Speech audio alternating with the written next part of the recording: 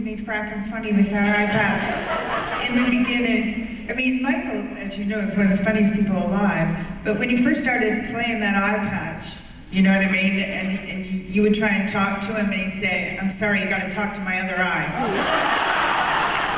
And I mean, he had us all cracking up the whole time, and it was a hard thing to wear. That was not easy to be a one-eyed man. It was pretty remarkable. Everybody right now, just do that. Yeah. Now try to walk. Yeah, no, he was amazing. Okay, thank you. For the serious question. The serious one.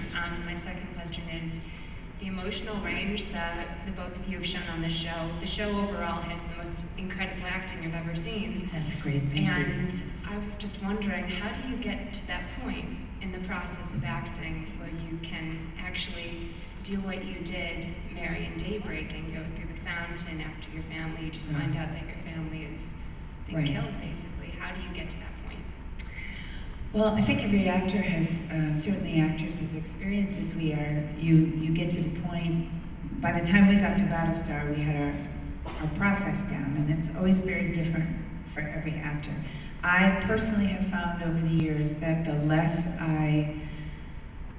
once I see what's needed, the less I preconceive or try to preconceive what's going to happen, the more open my instrument is. It's pretty potent stuff to read, you know, your family's dying or whatever. Any of us had to go through on that. So there's a trick to almost not thinking about it that works for me, that allows me to then kind of breathe into it on the day. And then what comes up is a surprise. And I think if you behave in a way that you didn't anticipate, there's a freshness to it that the audience really responds to. There's an unplanned emotional content.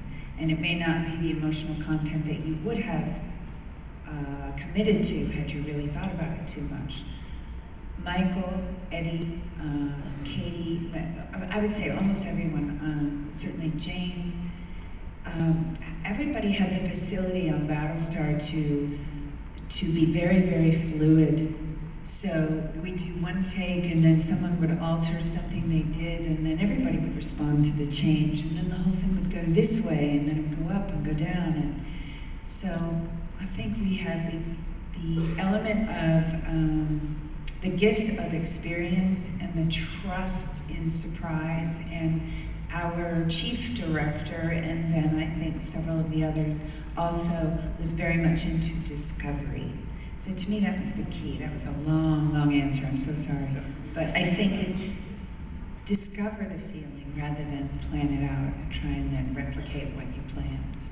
Would you say, Mike? Mm-hmm. Yeah. The interesting thing about Battlestar Galactica, which often people don't realize, is that we had the same crew for the whole, all the shooting. The same DOP, the same shooters, the same sound people.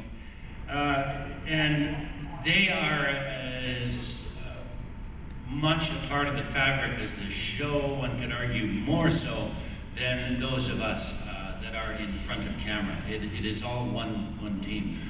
We, after the mini-series and after the first couple of episodes, could realize how powerful and how much a part of our storytelling the post-production and Bear McCreary's score. So I, for the first time as an actor, had the ability to work. It was like Bear was an actor on set. I was very aware of post-production while we were actually in the halls of Battlestar Galactica shooting it. That is a rare, rare gift. And to have the crew with you the whole time makes our job so much easier, because I've said numerous times, Battlestar Galactica was a movie that took us 5 years to shoot. It wasn't a television series where you go back and recreate every week.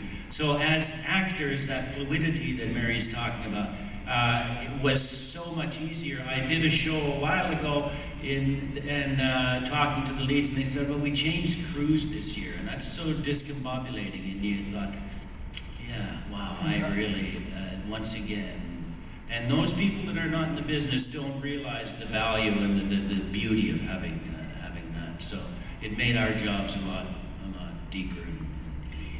He's so right too, because there's a huge difference between unmasking yourself emotionally in front of a crew you don't know, and a crew who not only do you know, but has pulled you through every rough moment you've encountered so far, and shown you the ultimate patience. And you know they're rooting for you, and you also know that if what you're doing really isn't right on, they'll just change the angle on the camera and make it look hot, you know what I mean? So we had that going for us too. Mike is absolutely right.